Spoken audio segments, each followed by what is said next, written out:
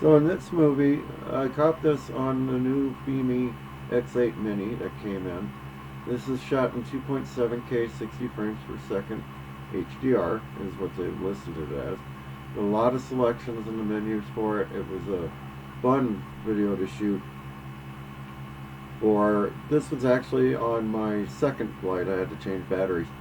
But I just want to let you know that if you're looking at this Mini, this thing flies amazing.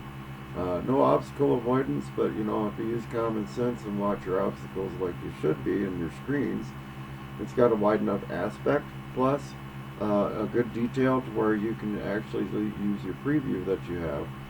Not flying an FPV here, but you can with this one. Just very, very handy to use, very responsive unit, and I was able to scan the property, go out and do a quick pan of the bus property behind me, and then return back, and I was just doing some playing with higher altitude, so I'm going to scan across here and head across my first garden, which by the way it will be handy for watching germination. I don't have anything in the ground quite yet.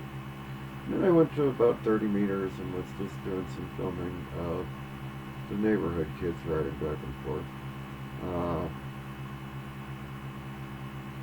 And, you know, I took a chance to just kind of pan the community. This is Natarita, Colorado. It's a very small town. We're out in the extreme areas of western Colorado on what you call the West End. And, we live in a rip canyon. It's part of the Tagabauchi Plateau area where I've got the children just, they notice the craft now and they're pointing at it. Pointing out to mom and, or later on they pointed out to grandma and grandpa that we had a drone in the air and we were flying it. They were pretty fascinated with it. It was kind of a cool notion.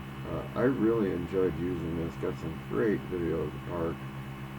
Just a different perspective of things. And continued to pan the community, and as I was looking around, all of a sudden it started to climb. Notice how it's climbing.